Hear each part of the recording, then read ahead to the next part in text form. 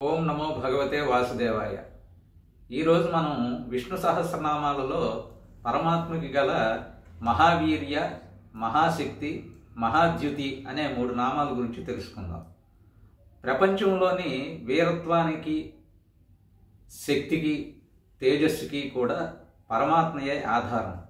అంటే వీరులలోని వీరత్వము, బలశాలులలోని శక్తి, అలాగే తేజో సంపన్నులలోని తేజస్సు, ఈ 3 గుణాలు కూడా పరమాత్మయే కాక వేరొకటి కాదు.